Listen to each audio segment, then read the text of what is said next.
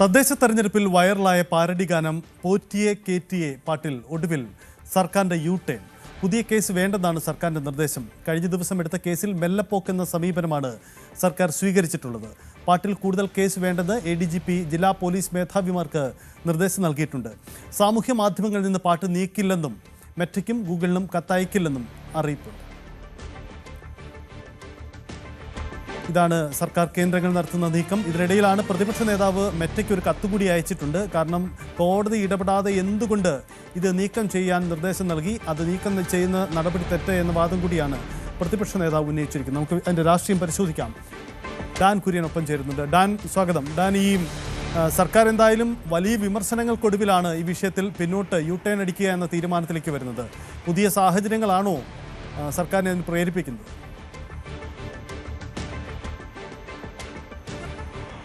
ഈ പാരഡിയുമായി ബന്ധപ്പെട്ട് വലിയ തരത്തിലുള്ള ഒരു വിവാദം ഉയരുകയും അതിന് പിന്നാലെ ആ കേസ് രജിസ്റ്റർ ചെയ്തതിൽ ആശയക്കുഴപ്പം ഉണ്ടാകുകയും ചെയ്തതോടെയാണ് കൂടുതൽ പ്രതിരോധത്തിലാകാതിരിക്കാനുള്ള ഒരു നടപടികളിലേക്ക് സർക്കാർ കടക്കുന്നത്. അതിന്റെ ഭാഗമായാണ് ഈ കേസ് പിൻവലിക്കുന്ന കാര്യം ആലോചിക്കുന്നത്. അതേസമയം പിൻവലിക്കുമെന്ന് ഉറപ്പ് പറയുന്നില്ല. തുടർ നടപടികൾ നിർത്തിവെക്കുമെന്ന് മാത്രമാണ് ഉന്നത ഉദ്യോഗസ്ഥർ അറിയിക്കുന്നത്. അതായത് ഈ കേസുമായി ബന്ധപ്പെട്ട 4 പേർക്ക് നോട്ടീസ് നൽകാനുള്ള ഒരു നീക്കത്തിലായിരുന്നു പോലീസ് ഉണ്ടായിരുന്നത്. പക്ഷേ അതടക്കമുള്ള കാര്യങ്ങൾ മരവിപ്പിക്കും.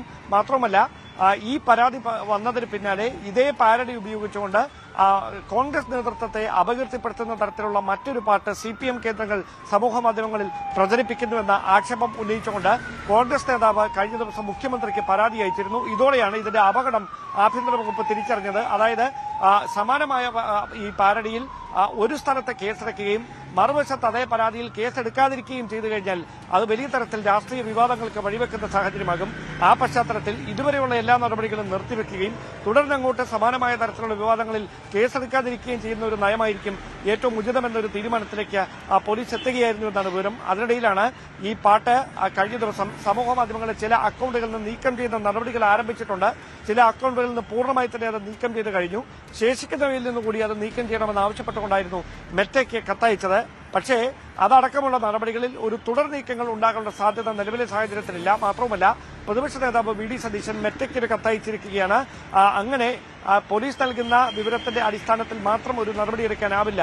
ഇതിൽ കൃത്യമായി നിയമ സംവിധാനങ്ങളുടെ ഇടപെടൽ ഉണ്ടാകുന്നതിന് മുമ്പ് ഈ പോലീസ് നൽകുന്ന റിപ്പോർട്ടിന്റെ അടിസ്ഥാനത്തിൽ ഈ പാട്ട് നീക്കം ചെയ്യാനാവില്ല എന്ന് ആവർത്തിച്ചാണ് പ്രതിപക്ഷ നേതാവ് VD സതീശൻ മെറ്റയ്ക്ക് കത്തയച്ചിരിക്കുന്നത്. ഇതടക്കമുള്ള സാഹചര്യങ്ങൾ പരിഗണിച്ചുകൊണ്ടാണ് ഈ കേസുമായി ബന്ധപ്പെട്ട അല്ലെങ്കിൽ ഈ വിവാദവുമായി ബന്ധപ്പെട്ട തുടർന്നങ്ങോട്ട് ഏത് പരാതികൾ വന്നാലും അതിൽ കേസെടുക്കേണ്ടതില്ല എന്നൊരു നിയമോപദേശത്തിലേക്ക്, അങ്ങനെ ഒരു തീരുമാനത്തിലേക്ക് പോലീസും എത്തിയിരിക്കുന്നതെന്നാണ് വിവരം.